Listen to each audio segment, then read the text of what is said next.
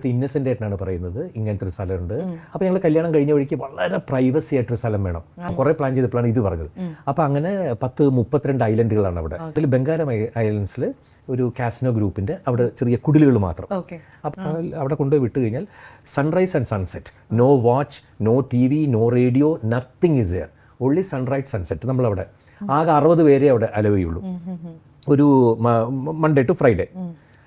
അപ്പോൾ 60 പേരിൽ 2 പേര് മാത്രമേ നിങ്ങളുള്ളൂ, ഇന്ത്യൻസ് ആയിട്ട് നിങ്ങൾ 2 പേരുള്ളൂ, ബാക്കി മുഴുവൻ ഫോറിനേഴ്സാണ്. അപ്പം ഞങ്ങൾ കലക്കി, നമ്മൾ മാത്രം തിരിച്ചറിയാൻ ഒരാളില്ല. അപ്പോൾ വീട്ടിൽ നിന്ന് ഇങ്ങനെ ചുടിദാറൊക്കെ, എന്തിന് ചുടിദാർ, ഷോർട്ട്സിൻ്റെ അത് ഇത് ചെറിയതൊക്കെ, ഞാനൊക്കെ വേറെ ഇത്രയുള്ള മറ്റേ അങ്ങനെയൊക്കെ ഹണിമൂൺ അങ്ങനെ തകർക്കാൻ വേണ്ടി ഇവിടെ നിന്ന് നേരെ ബാക്കി ഒന്നും എടുത്തിട്ടില്ല. അവിടെ നിന്ന് നേരെ പോയി, ഞങ്ങൾ അവിടെ പോയി ഫസ്റ്റ് ഡേ ചെക്ക് ഇൻ അകത്ത് പോയി.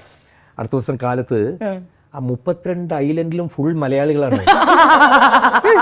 ജയറാമും പാർവതിയും വന്ന് അറിഞ്ഞിട്ട് ഇപ്പൊ മറ്റേത് വഞ്ചിയിൽ കംപ്ലീറ്റ് നമ്മളെ കഥ ഇത് ഇട്ടിട്ട് ഞാൻ കഥ തുറന്നു വഴിക്ക്